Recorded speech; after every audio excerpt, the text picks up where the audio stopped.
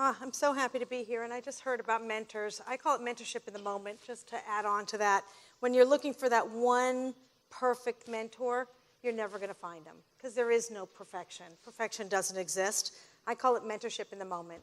We learn so much from so many people, bits and bites of advice. So just look for wisdom from wherever you can get it, from top down, from bottom up, and all around. And I promise you, you will learn something from someone. And I think that's what it's all about. Madeleine Albright always says, women that don't support other women deserve a place in hell. Right? We've all heard that. But I say women that support other women deserve a place in heaven. And I saw all of you raise your hands. So I'm so thrilled to be surrounded by so many gracious women. And I call that grace with grit. So gracious, but so powerful. And we talked about being nice. We could be nice, and we can also talk about money and power and ambition. Those are not taboo words. So I did modify my TED Talk. I think a lot of people prepare TED Talks for months.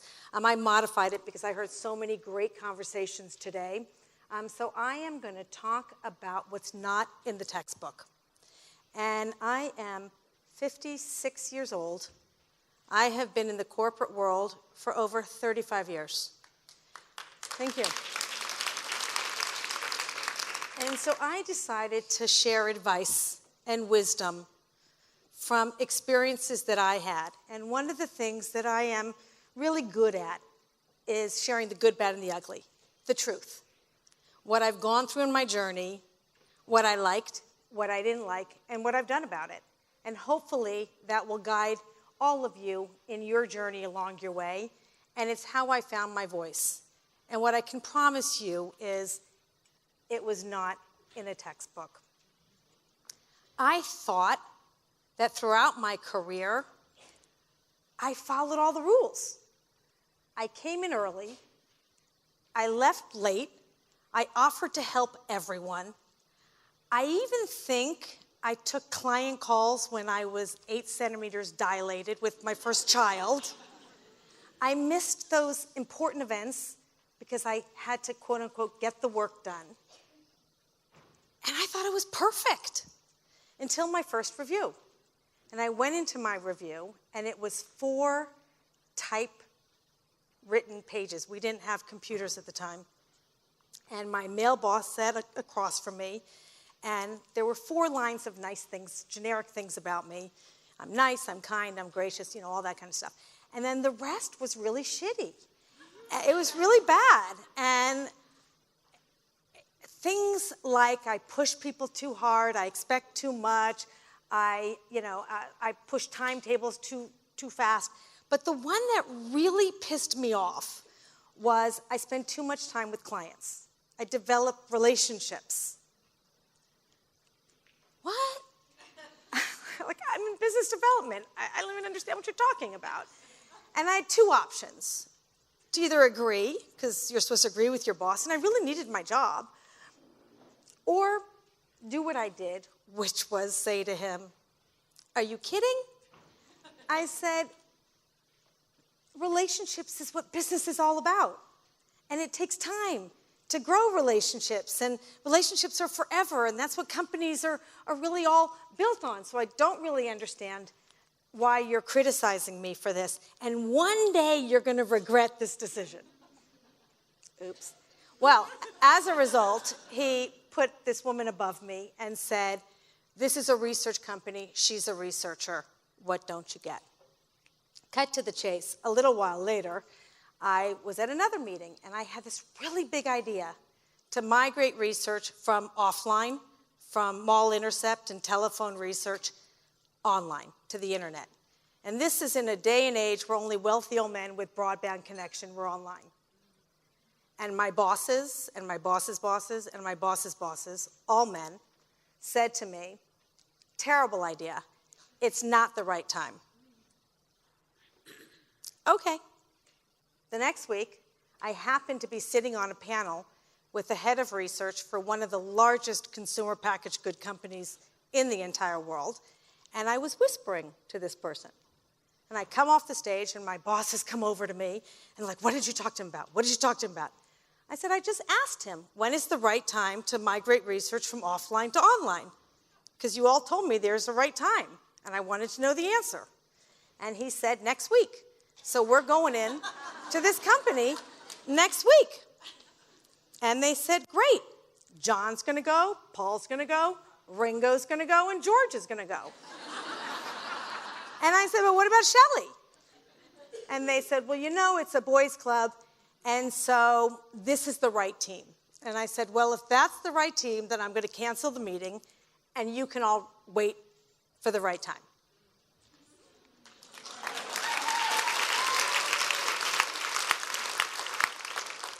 It was that moment that we all talk about the cognitive, the rational, where you can justify a decision. You can think about, should I do this? Should I not do that? But then there's that heartbeat moment. Ba-boom, ba-boom, ba-boom, ba-boom. Your heart is pounding so hard. You have to follow your heart. That's where that came from. Follow your heart. It's moving you in this direction. And I realized they might not think it's the right time. But if I came up with this idea to migrate research online, you're damn right I'm going to be the first to do it. And I left that company, followed my heart, and started the first online research company in the world.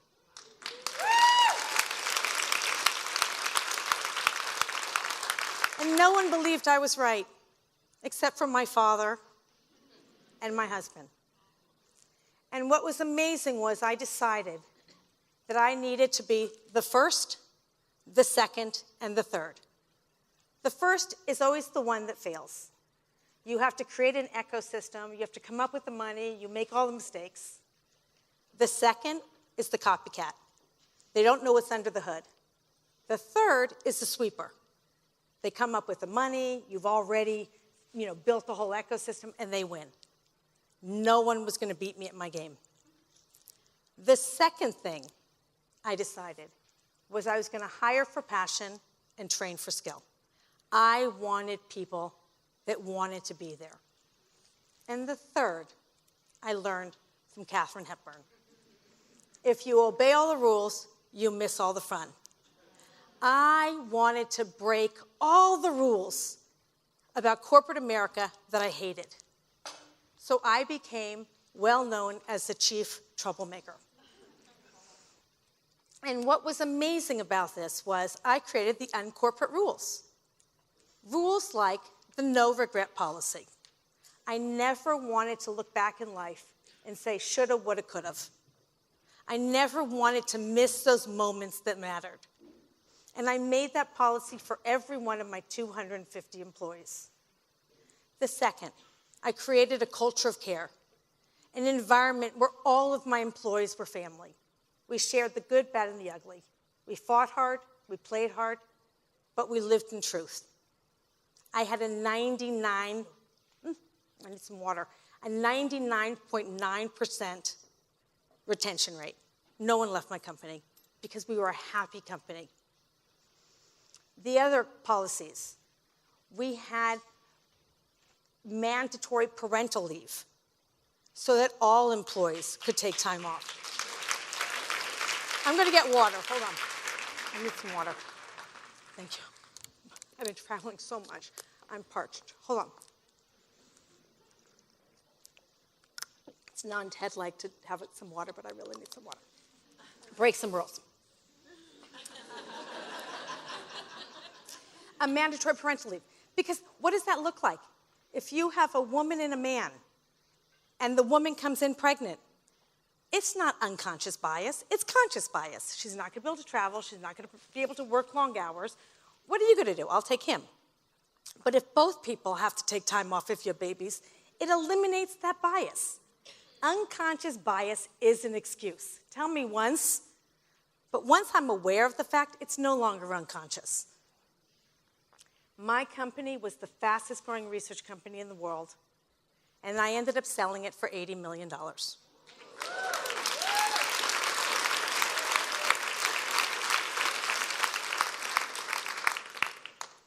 And what's amazing about the story is, talk about not in a textbook. Bankers came to help me sell the company. And they brought me this book with all these little numbers, dotting their I's and crossing their T's, as this is how I was supposed to sell my company. And I looked at this book, which was about my company, and I said to them, this is so boring. My company is a wow company. It's exciting, and it's a first of so many kinds, and I'm looking at this book, and that's not my company. I said, I'm not going to use this book. And they said, no, but this is what you're supposed to do. I said, but I don't do anything that I'm supposed to do. Give me 3 hours, and I'll come back to you.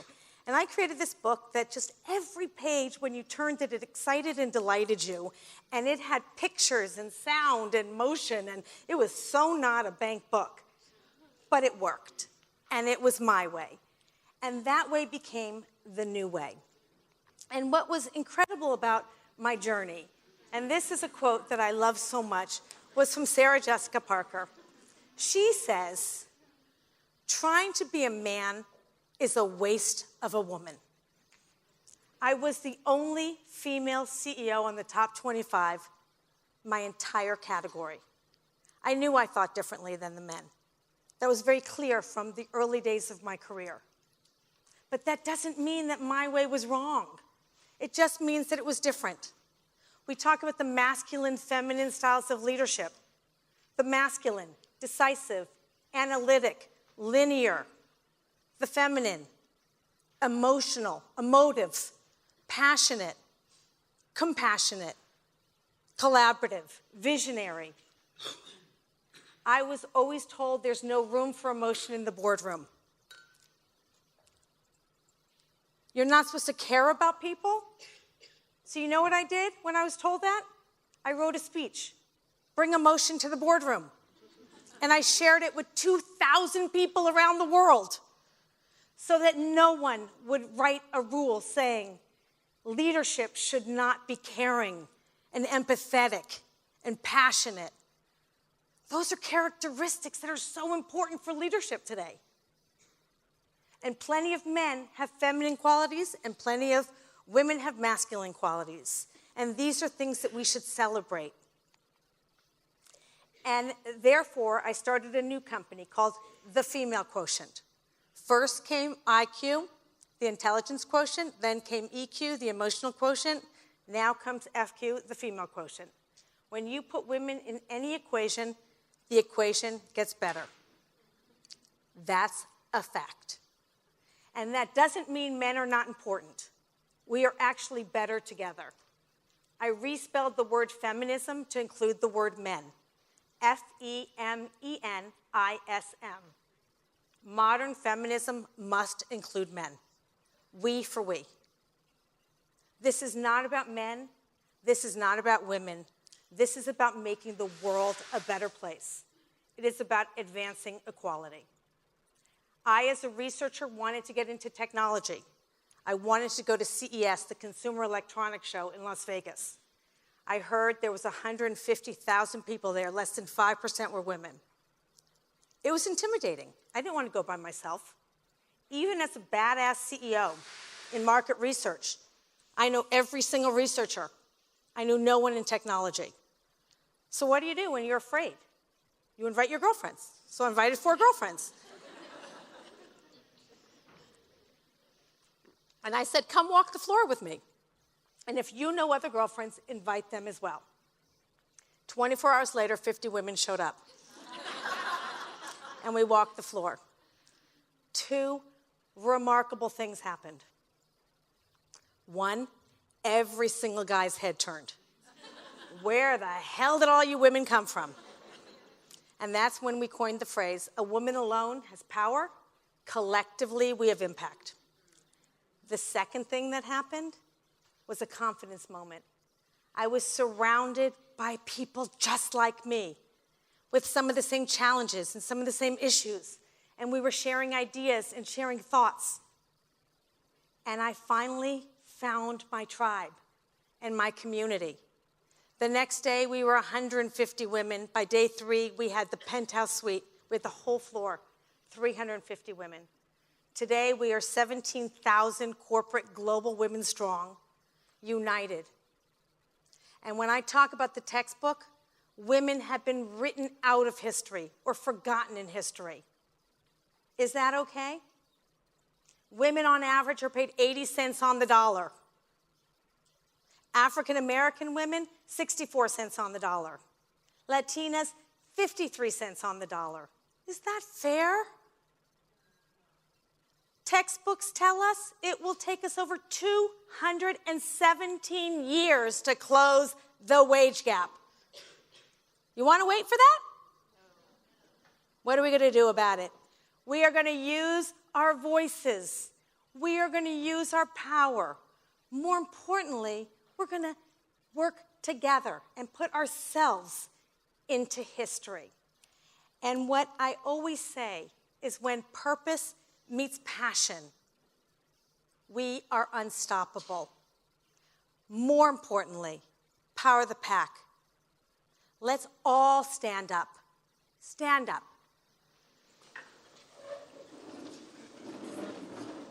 Each and every one of us has responsibility for change. We all need to stand out, and most importantly, hold hands and feel the power when we are connected to one another. Feel your energy. That's strength. We can do this.